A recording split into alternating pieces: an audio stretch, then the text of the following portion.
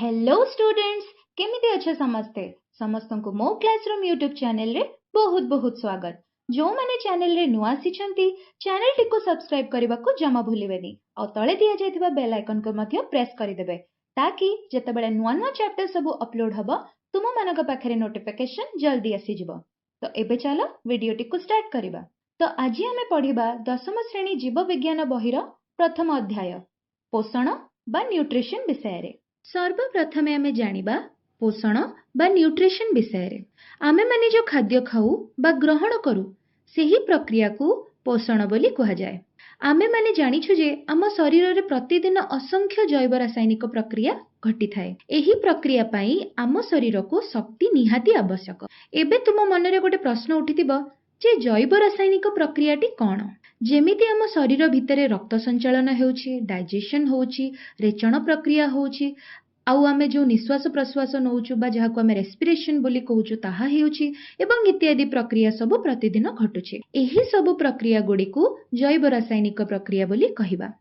अच्छा पिला माने तुमको जदि कुहा जिवो कि एठो 400 मीटर दौड़ी के आसीबा पई तुम मानक भितरे जदि शक्ति नथिबो ताहले तुमे माने कोन दौड़ी परिबो कि नाही। ठीक सेही परी आम शरीर भितरे जो जैव रासायनिक प्रक्रिया चलीछि ता पई शक्ति निहाती आवश्यक एवं सेही शक्ति केउठु आसीबो ना खाद्य द्वारा। ता छडा कोष टिश्यू तथा शरीर गठन पाई एवं शरीर वृद्धि पाई विभिन्न उपादान दरकार। जेमिति कि मु जदि तुम मानकु सरल भाषा रे बुझेबी आमे माने छोटरू बड़ होई थाउ। आम मानकर बॉडी पार्ट्स बा अंग प्रत्यंग गुड़िक आम बयस अनुसार बढ़े। किंबा जदि मु आउ गोटे उदाहरण देबी तुमे माने जेतेबेले खेलिबाकू जाह खेलु खेलु जेतेबेले पड़ी जाओ तुमर गोड़ हाथ खंडिया होई जाए तो तुमे माने मार्क करिथिबो अल्प किछि दिन मध्यरे घाटी सुखी जाए एवं स्किन रे मिसी जाए। एही सब प्रक्रिया आमे जेउ खाद्य खाई थाउ ता द्वारा ही आम शरीर को पोषण मिली थाए। अच्छा आमे जो खाद्य खाउछु सेटा केउठु आसे? ताहा उद्भिदरु आसे। जदि आमे देखिबा प्राणी तथा अन्य सबु जीव माने उद्भिद बा नेचर उपरे निर्भरशील।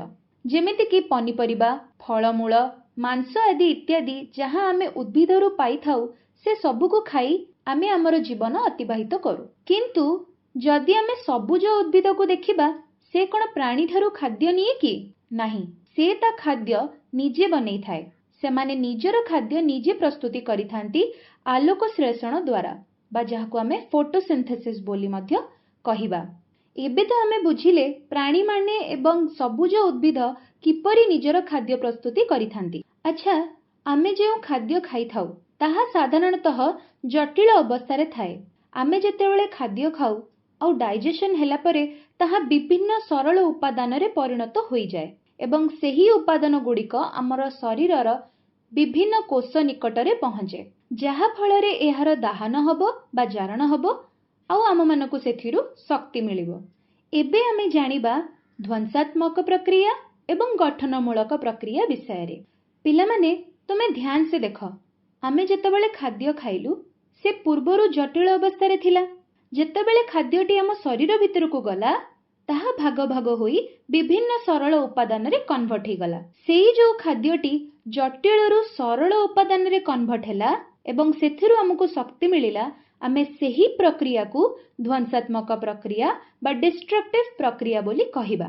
आउ एही टोटल प्रोसेस जो आमे देखिले ताकू आमे कहिबा अपचय प्रक्रिया बोली।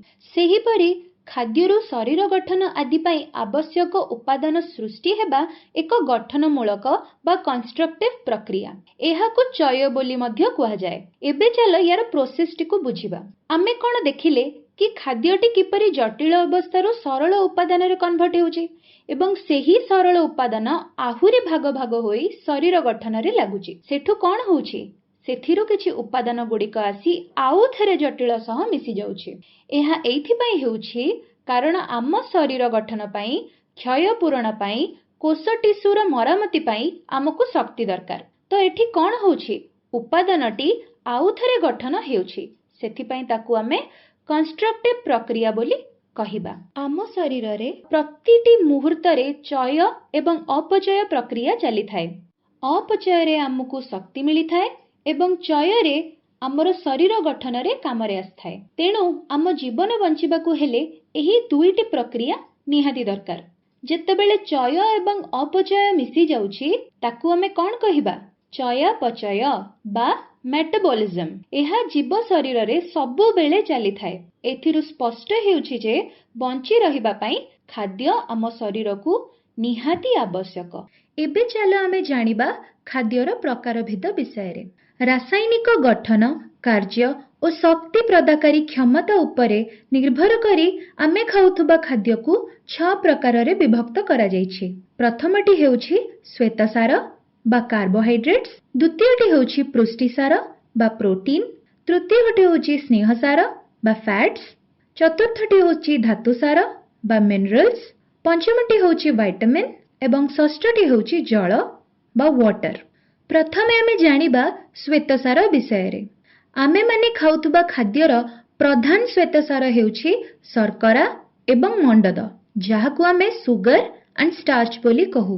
ଏବେ ଚାଲ ଦେଖିବା କେଉଁ କେଉଁ ଖାଦ୍ୟରେ ଆମକୁ ଶ୍ୱେତସାର ମିଳିଥାଏ।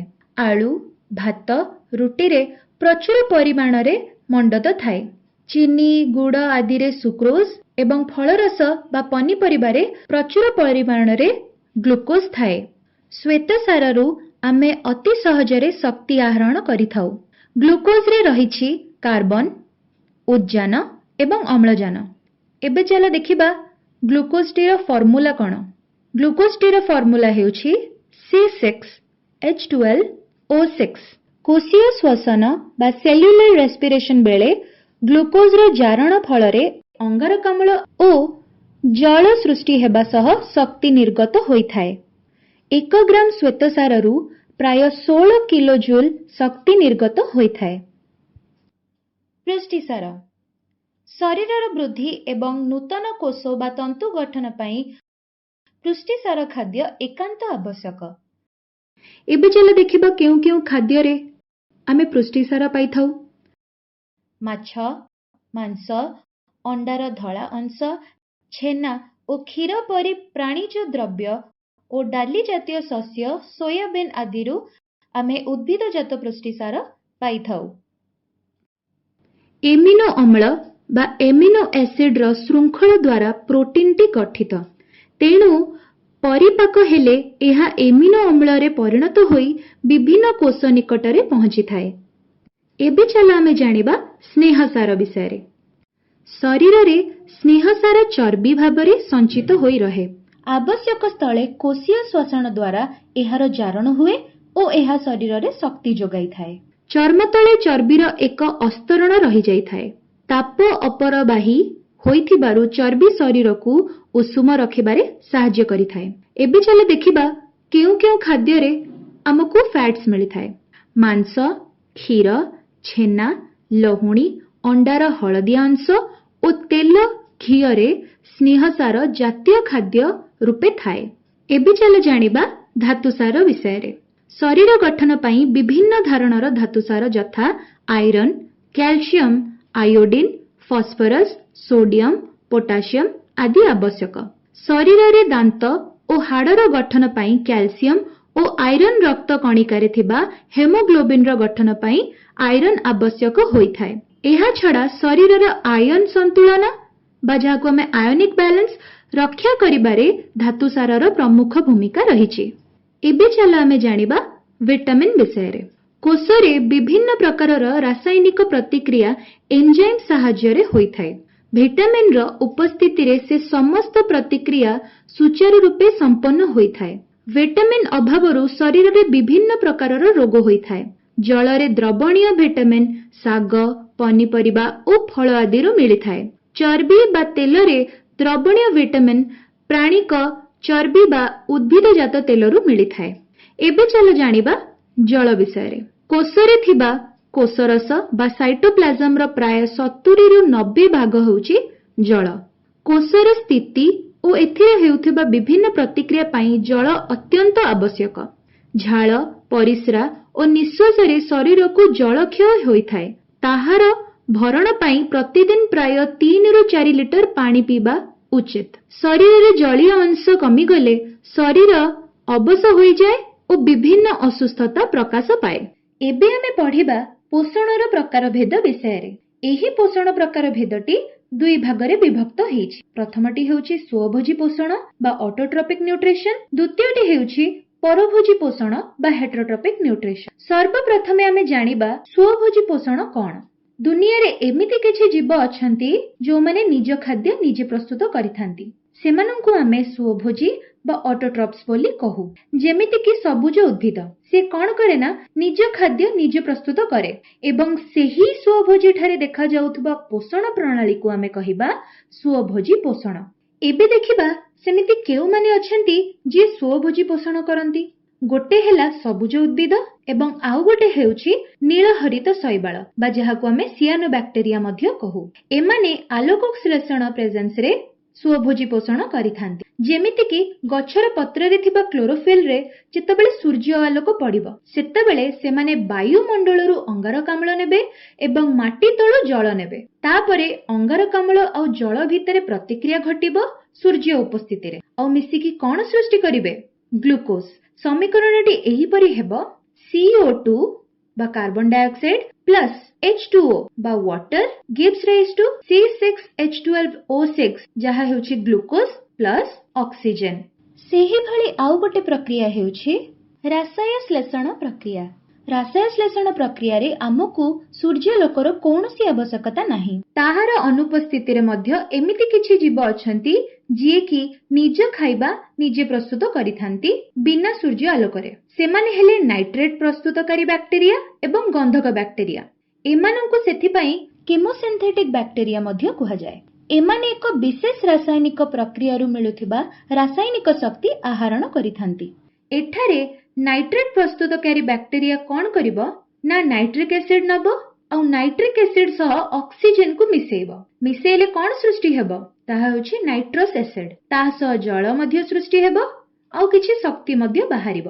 ଯଦି ଆମେ ସେଇ ସମୀକରଣଟିକୁ ଲେଖିବା ସେ ଏଇଭଳି ହେବ 2NH3 ଯାହାକୁ ଆମେ ନାଇଟ୍ରିକ ଏସିଡ କହୁ ପ୍ଲସ୍ 3O2 ମାନେ oxygen gives rise to 2HNO2 ବା ନାଇଟ୍ରସ୍ ଏସିଡ ପ୍ଲସ୍ 2H2O ପାଣି ପ୍ଲସ୍ ଏନର୍ଜି।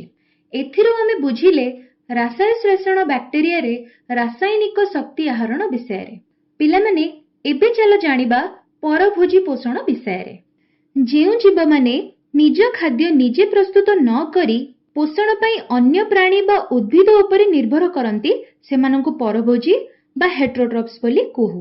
ସମସ୍ତ ପ୍ରାଣୀ ମଲାଙ୍ଗ, ନିର୍ମୂଳୀ, ରେଫ୍ଲିସିଆ ଆଦି ପରଜୀବୀ ଉଦ୍ଭିଦ ବା ଯାହାକୁ ଆମେ ପାରାସିଟିକ୍ ପ୍ଲାଣ୍ଟସ୍ ବୋଲି କହୁ ଏବଂ ଫଙ୍ଗସ୍ ଆଉ ଅଧିକାଂଶ ବ୍ୟାକ୍ଟେରିଆ ପରଭୋଜୀ ଶ୍ରେଣୀରେ ଅନ୍ତର୍ଭୁକ୍ତ। ଏହି ଜୀବମାନଙ୍କ ପୋଷଣ ପ୍ରଣାଳୀକୁ ପରଭୋଜୀ ପୋଷଣ ବୋଲି କୁହାଯାଏ। ଏହି ପରଭୋଜୀ ପୋଷଣଟି ଅଗେନ୍ ଚାରିଟା ଭାଗରେ ବିଭକ୍ତ ହୋଇଛି। ପ୍ରଥମଟି ହେଉଛି ପ୍ରାଣୀସମ ପୋଷଣ ବା ହୋଲୋଜୋଇକ୍ ନ୍ୟୁଟ୍ରିସନ, ଦ୍ୱିତୀୟଟି ହେଉଛି ମୃତୋପଜୀବୀୟ ପୋଷଣ ବା ଯାହାକୁ ଆମେ ସାପ୍ରୋଫାଇଟିକ୍ ନ୍ୟୁଟ୍ରିସନ କହୁ, ତୃତୀୟଟି ହେଉଛି ପରଜୀବୀୟ ପୋଷଣ ବା ଯାହାକୁ ଆମେ ପାରାସାଇଟିକ୍ ନ୍ୟୁଟ୍ରିସନ ବୋଲି କହୁ ଆଉ ଚତୁର୍ଥଟି ହେଉଛି ସହଜୀବୀୟ ପୋଷଣ ବା ସିମ୍ବାୟୋଟିକ୍ ନ୍ୟୁଟ୍ରିସନ। ଏବେ ଚାଲ ଏହାକୁ ଗୋଟିଏ ଗୋଟିଏ କରିକି ବୁଝିବା। ପ୍ରଥମେ ବୁଝିବା ପ୍ରାଣୀସମ ପୋଷଣ ବିଷୟରେ। ପରଜୀବୀୟ ପ୍ରାଣୀଙ୍କୁ ଛାଡ଼ି ଅନ୍ୟ ସମସ୍ତ ପ୍ରାଣୀ ଏହି ପ୍ରଣାଳୀରେ ଅନ୍ୟ ଉଦ୍ଭିଦ ବା ପ୍ରାଣୀଙ୍କୁ ସମ୍ପୂର୍ଣ୍ଣ ଅଥବା ଆଂଶିକ ଭାବରେ ଖାଦ୍ୟ ରୂପେ ଗ୍ରହଣ କରିଥାନ୍ତି। ଏହା ହେଉଛି ପ୍ରାଣୀୟ ବା ପ୍ରାଣୀସମ ପୋଷଣ। ଏବେ ଆମେ ଜାଣିବା ମୃତୋପଜୀବୀୟ ପୋଷଣ ବିଷୟରେ। ଯେଉଁ ପରଭୋଜୀ ମୃତ, ଗଳିତ, ପଚାସଢ଼ା ଉଦ୍ଭିଦ ବା ପ୍ରାଣୀରୁ ଖାଦ୍ୟ ସଂଗ୍ରହ କରି ନିଜ ପୁଷ୍ଟି ସାଧନ କରିଥାନ୍ତି ସେମାନଙ୍କୁ ମୃତୋପଜୀବୀ ବୋଲି କୁହାଯାଏ। ଏହି ଜୀବମାନେ କଠିନ ପଦାର୍ଥକୁ ଖାଦ୍ୟ ରୂପେ ଗ୍ରହଣ କରିପାରନ୍ତି ନାହିଁ। ସାଧାରଣତଃ ଖାଦ୍ୟ ଗ୍ରହଣ ବେଳେ ଏମାନେ ନିଜ ଶରୀରରୁ ପାଚକ ରସ ବା ଡାଇଜେଷ୍ଟିଭ୍ ଜୁସ୍ କ୍ଷରଣ କରି ଶରୀରର ବାହାରେ ହିଁ ଜଟିଳ ଖାଦ୍ୟକୁ ସରଳ ଖାଦ୍ୟରେ ପରିଣତ କରିଦିଅନ୍ତି। ପରେ ସରଳୀକୃତ ଖାଦ୍ୟକୁ ଶରୀର ମଧ୍ୟକୁ ଶୋଷଣ କରି ଶରୀର ଗଠନରେ ବିନିଯୋଗ କରିଥାନ୍ତି। ଯେମିତିକି ଛତୁ ଜାତୀୟ କବକ, ଇଷ୍ଟ, ବ୍ୟାକ୍ଟେରିଆ ଆଦି ଜୀବମାନଙ୍କଠାରେ ଏହି ପୋଷଣ ଦେଖାଯାଇଥାଏ। ଏବେ ଆମେ ଜାଣିବା ପରଜୀବୀୟ ପୋଷଣ ବିଷୟରେ। ଯେଉଁ ଜୀବମାନେ ଅନ୍ୟ ଜୀବନ୍ତ ଉଦ୍ଭିଦ ବା ପ୍ରାଣୀଙ୍କ ଶରୀର ଭିତରେ ବା ବାହାରେ ରହି ସେମାନଙ୍କ ଠାରୁ ଖାଦ୍ୟ ସଂଗ୍ରହ କରି ନିଜର ପୁଷ୍ଟି ସାଧନ କରିଥାନ୍ତି ସେମାନଙ୍କୁ ପରଜୀବୀ ବା ପାରାସାଇଟ୍ସ ବୋଲି କୁହାଯାଏ। ପରଜୀବୀ ମାନେ ଭୋଜଦାତା उद्भिद बा प्राणी ठारू सरलीकृत खाद्य सीधासलख ग्रहण करी निजर पुष्टि साधन करिथांती। एहाकू परजीवी पोषण बोली कुहाजाए। भोजदातार आश्रय रही परजीवी माने साधारणतः ताहार अनिष्ट करिथांती। मलांग, निर्मूली, रैफ्लिसिया आदि उद्भिद, प्लाज्मोडियम, उकुणी, जोको, केतेक कुर्मी परि प्राणी परजीवी अटंती। एमाने केतेक भोजदातार शरीर भितरे एंडोपारासाइट भाबे और केतेक शरीर बाहरे एक्टोपारासाइट भाबे रहिथांती। एबे आमे जानिबा सहजीवी पोषण विषय। बेले बेले दुईटी संपूर्ण भिन्न जातिर प्राणी अथवा उद्भिद और प्राणी बा प्राणी और अणुजीव बा उद्भिद और अणुजीव एकाठी वास करुथबा देखा जाए। एहाकू सहजीविता बा सिम्बायोसिस बोली कुहा जाए। एथिरे केही काहारी क्षति करंती नहीं, बरं सेमानक भितरे पोषणर आदान प्रदान मध्य करिथांती। एहाकू सहजीवी पोषण बोली कुहा जाए। जदि आमे उदाहरण नबा, एस्चेरिया कोली नामक बैक्टेरिया निज शरीर रे विटामिन B12 प्रस्तुत करी हमको जोगै थाए। ता परिवर्ते आम अंतनळीर सरलीकृत खाद्य ग्रहण करी निजर प्रतिपालन करि थाए। एही चैप्टर विषय रे डिटेल रे जानिबा पई हेले तळे डिस्क्रिप्शन रे दिया जाइथिबा लिंक रे क्लिक करी पीडीएफ फाइल टी को डाउनलोड करि परिबे। ये तो थिला आजिर चैप्टर विषय रे। मु आशा करूची चैप्टर टी तुमे माने बहुत भलो भाबरे बुझी परिथिबो। आ जोठी भी तुम मानकु डाउट आसुची तुमे माने कमेंट सेक्शन रे हमकु जानि परिबो। पिला माने एइटा थिला ए चैप्टर रो फर्स्ट पार्ट। आ नेक्स्ट वीडियो पार्ट 2 आलोक श्लेषण आमे बहुत शीघ्र नै कि आसुचो। आउ जदि भिडियोटी तुम मानकु भलो लागिछि ताहले like, share, comment and subscribe करबाकू जमा भूलिबनी। तो आजि पई एतिकी। मु पुणी आसीबी आगामी वीडियो रे गोटे नुआ चैप्टर को नेकी। सेते पर्यंत समस्ते खुशी रे रुह एवं सुस्थ रुह।